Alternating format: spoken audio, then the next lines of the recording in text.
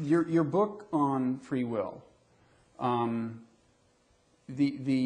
you're framing the issue of free will in a very, what will strike most people as an unusual way. People usually think of free will as opposed to determinism. Mm-hmm. Of course, by determinism we mean the idea that basically the future of this universe is inevitable because the universe is this mechanistic thing. It works according to rules.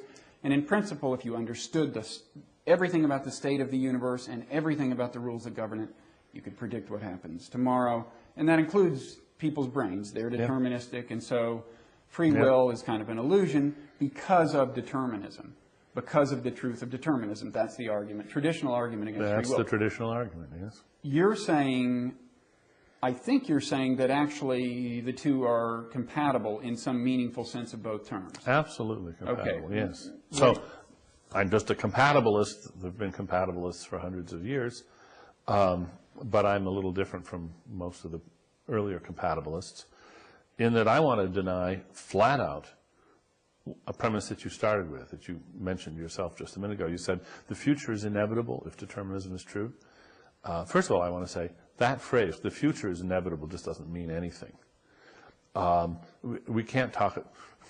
The future is going to happen, whatever it is, and that's true whether determinism is true or indeterminism is true. There's going to be a future. Now, in what sense could you talk about the future being inevitable? I don't know.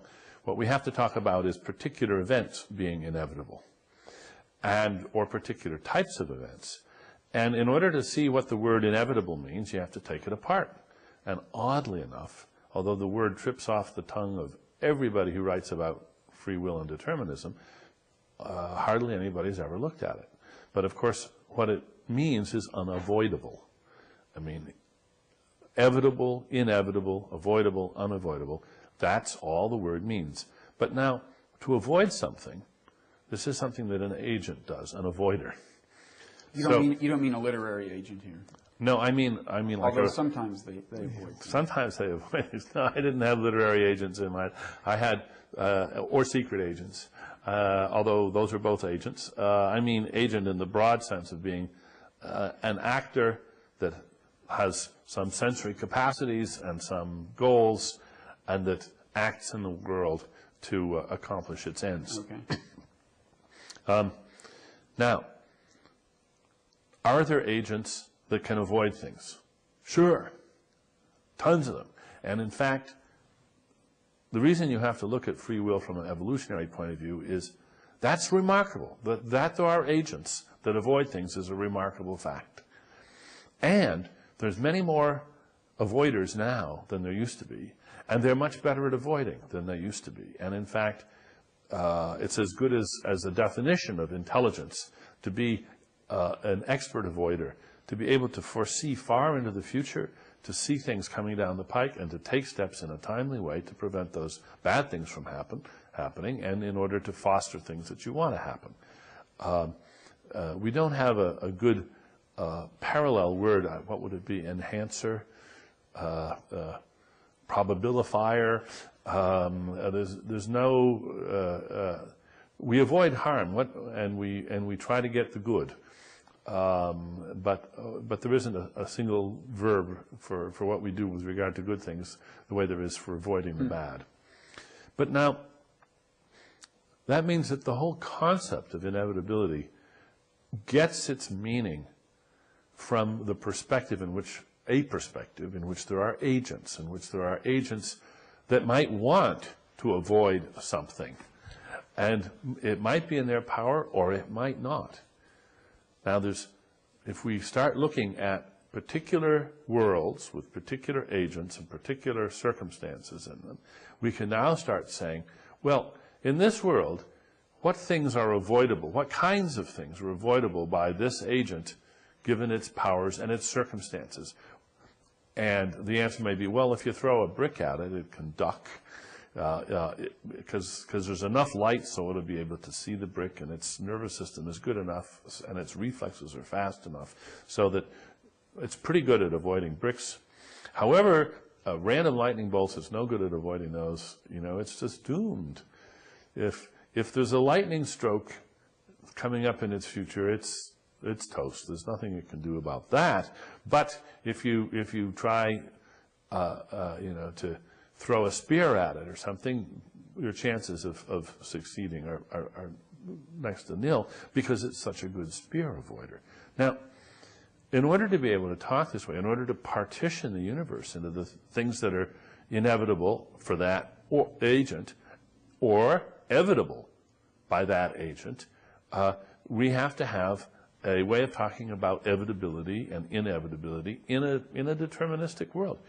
Now, since there's plenty of evitability in deterministic worlds that we can define, the implication, determinism implies inevitability, is just false. It's just a mistake. It's thousands of years old. It's not been pointed out. It's just a mistake. So natural selection creates harm avoiders. Natural selection is an explosion of evitability. We've had huge increases in the degrees of freedom. Mm-hmm.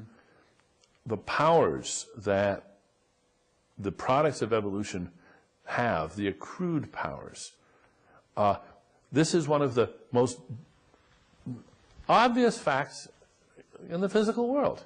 Mm-hmm. It's this growth of evitability. Now, if you look at evitability in that way, then you see that just the traditional philosopher's notion of inevitability just isn't in the same picture. And you could say that we are future alterers, at least in the sense that, had we not evolved the capacities we have for harm avoidance, the future would have been otherwise.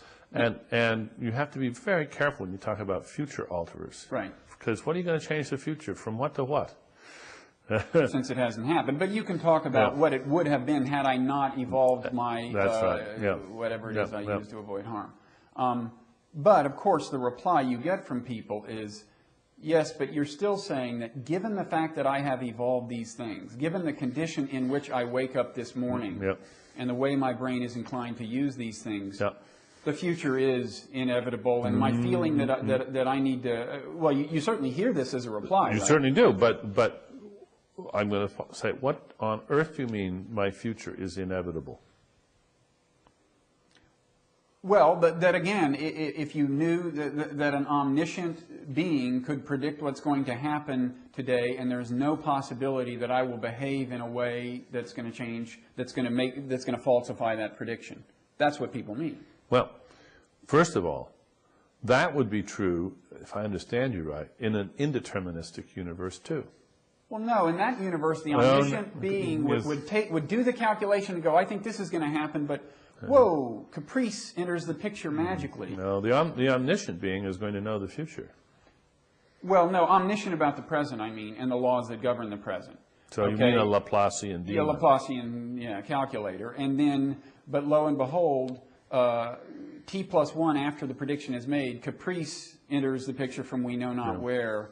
That's the traditional conception of free will. And people have to let go of that. That's a traditional conception of free will. Right. And what I'm arguing is that it's gratuitous. It does not.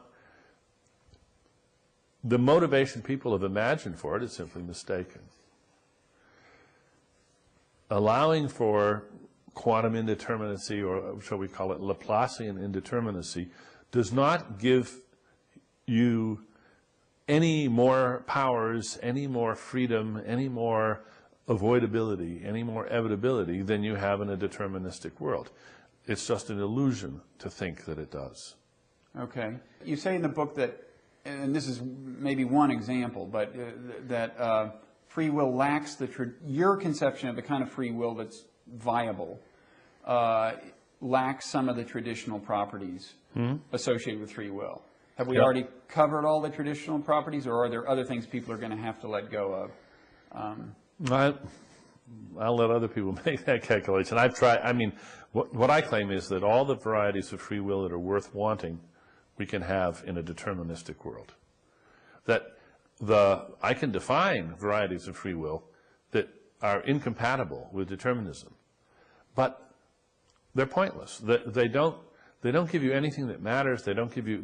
They aren't needed for moral responsibility. They aren't needed to give your life meaning. They are completely gratuitous.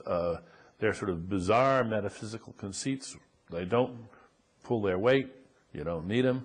Who cares?